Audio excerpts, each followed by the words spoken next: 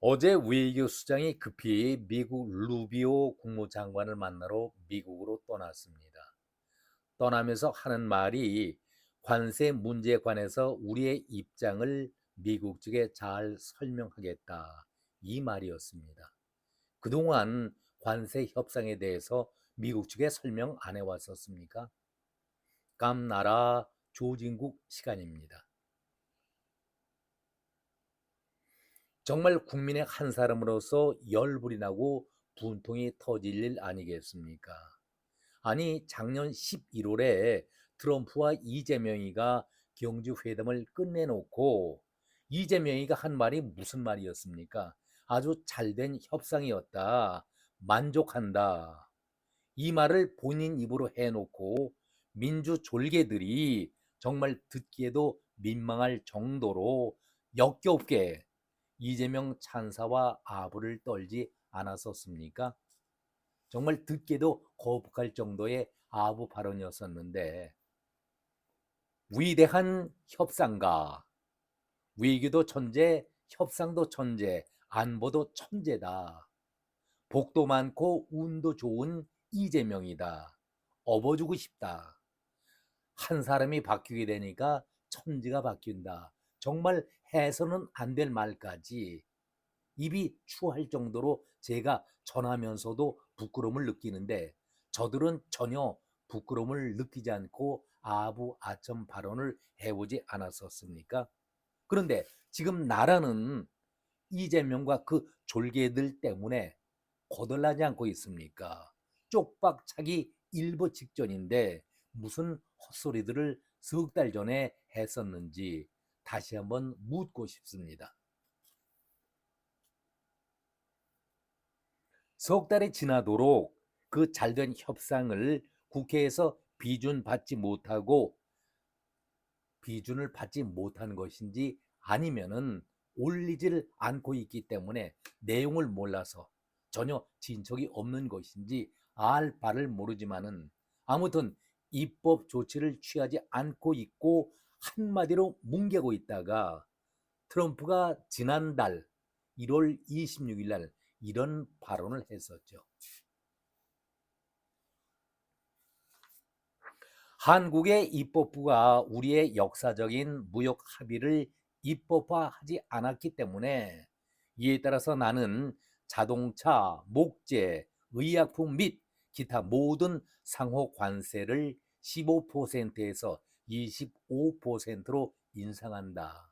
한마디로 날벼락을 내린 것 아니겠습니까?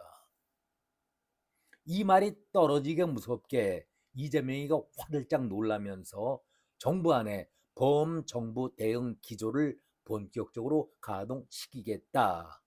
그러면서 민주당의 졸개들은 이달 말이나 3월 초에 입법을 추진하겠다라고 호들갑을 떨고 있습니다. 그러니까 발등에 불이 떨어지자 통상과 직접 관련이 없는 외교수장 조현까지 나서서 보따리 싸들고 루비오를 만나서 사정하러 미국으로 어제 떠났고 아마 오늘 만나겠지요. 조현은 어제도 제가 말씀드렸습니다마는 국회에 나와서 솔직한 심정을 밝힌 바 있지 않았었습니까? 이런 일을 처음 겪어본다. 수모라는 얘기죠. 망신을 당하고 있다. 그 얘기를 우회적으로 하고 있는 것 아니겠습니까? 잘된 협상이라고 하는데 왜 국회에 동의안을 내지 않느냐? 정부 측에다가 조현에게 물은 것 아닙니까? 그러니까 조현이 대답하기를, EU, 일본, 한국 세 나라에서 문제가 되고 있는 관세 협상은 우리나라뿐이고, 관세 25% 인상 소리에 제 능력의 한계를 절감을 했다. 의원들을 설득하려고 했었지만은 좌절감을 느낄 수밖에 없었다. 이 말을 하지 않았었습니까? 조의원이 국회를 설득하려고 했었다는 것은 국민의힘 의원들을 설득하겠다는 얘기였습니까?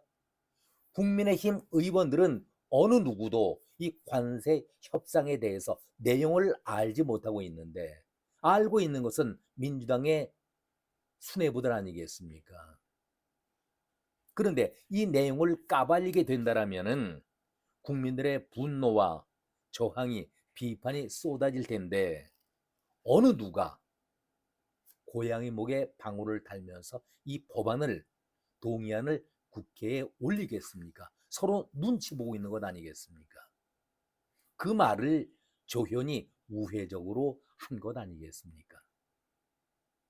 그렇다면 이재명 이자가 어떤 걸 근거로 해서 협상이 잘 됐다라고 석 달 전에 대국민 사기극을 쳤는지 그것부터 설명을 해야 될 것 아니겠습니까? 왜 석 달 동안 뭉기적거리면서 입법 조치를 하지 않았었을까? 그리고 트럼프가 1월 26일 관세를 25% 인상하겠다라고 밝히니까 화들짝 놀랐던 것 아닙니까? 그래서 조현이가 국회에 나와서 밝혔듯이, 아니 EU, 일본, 한국 중에 문제가 되고 있는 나라는 우리나라뿐이다. 관세 25% 인상된 것도 우리뿐 아니겠는가, 이 말을 하고 있는 것 아니겠습니까? 석 달 동안 숨겨온 내용이 하나 둘씩 벗겨지면서 알려지는 그 순간들 아니겠습니까? 솔직히 이재명은 트럼프가 관세 25%를 바로 적용한다라는 말이 없었다면은, 지난달 26일 날 그 발표를 하지 않았더라면은 트럼프의 눈치를 보면서 계속 뭉개적거리면서 늦췄을 것입니다. 국민들의 눈을 속여가면서 마냥 뭉개고 늦출 수 있는 데까지 늦춰보자, 이런 생각을 가진 것이 저 혼자만의 생각일까요?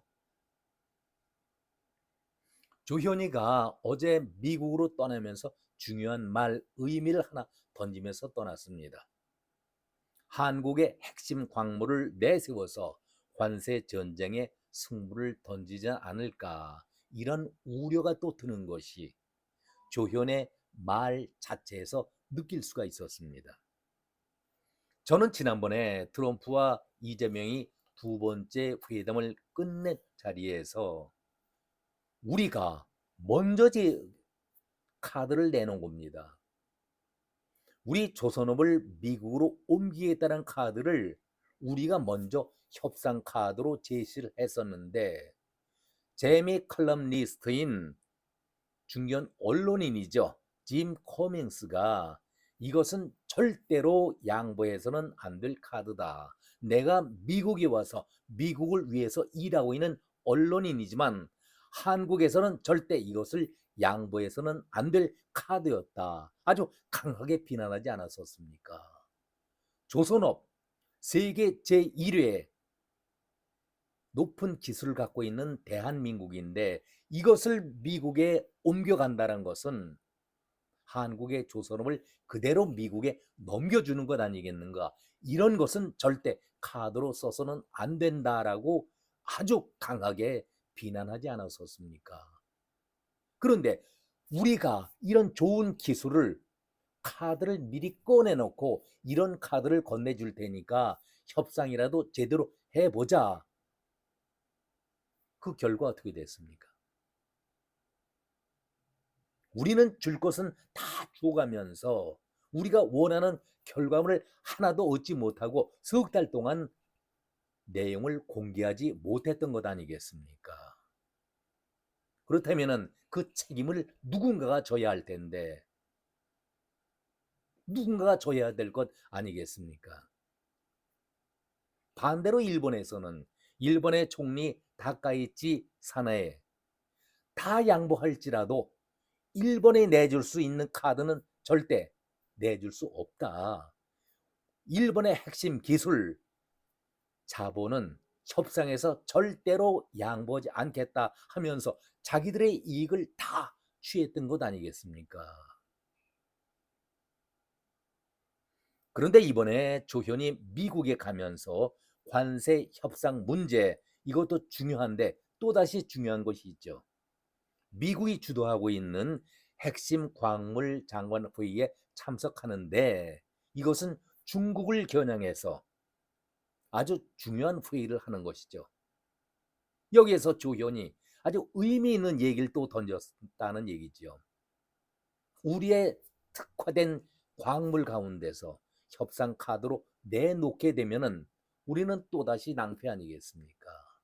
그런데 관세 협상을 위해서 최대한 노력을 하겠다, 미국을 이해시키겠다라고 조현이가 말하고 떠나지 않았었습니까?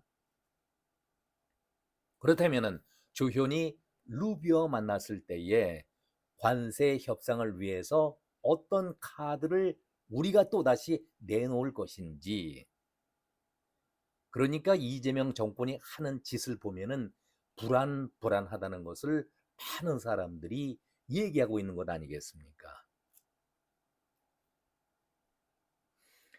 지금 이제 이재명 정권이 9개월 정도 접어들고 있는데 나라 국가는 비어가고 있습니다.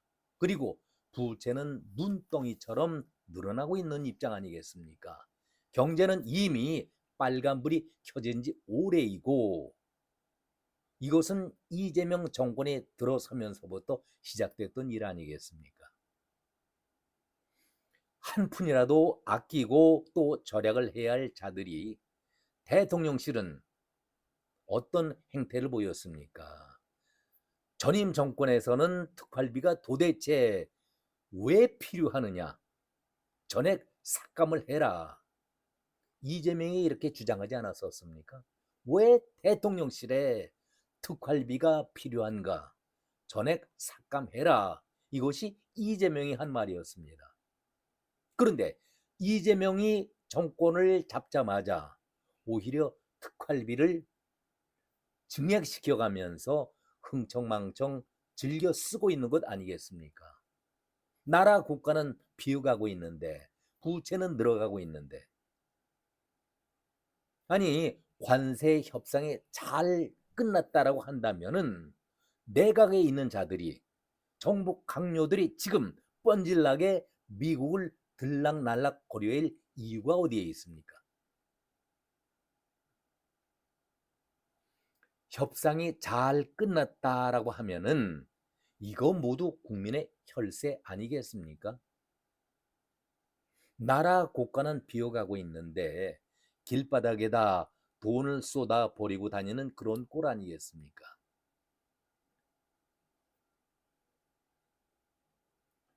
주현 외교, 구윤철 재경, 김종관 산업, 김용범 정책실장, 여한구 본부장 등 이들 외에도 한두 명이, 그것도 한두 번 출장으로 끝난 일입니까? 수없이 많은 사람들이 미국을 그야말로 출장이 아니라 여행 다니듯이 다녀왔던 것 아니겠습니까? 그러면은 그들만 갑니까? 부자진들도 대동해서 가고 있지 않습니까?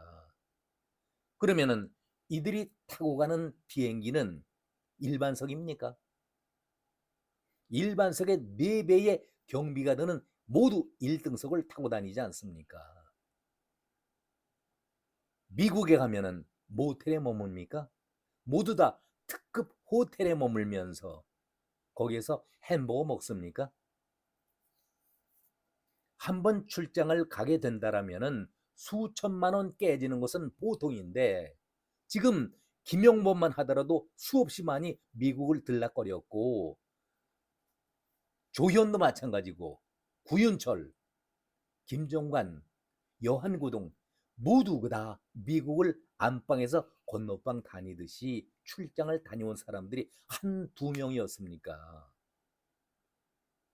수천만 원씩 드는 그런 출장을 한두 번도 아니고 수없이 많이 다녔었는데, 우리 언론들이 이것을 보면서도 무관심으로 흘려보내고 있습니다. 그냥 지켜만 보고 있습니다.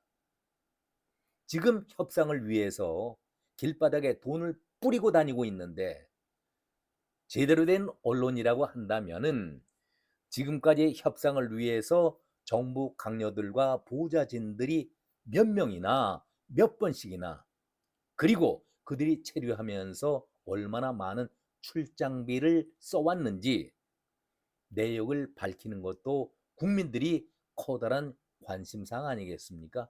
궁금해하지 않겠습니까?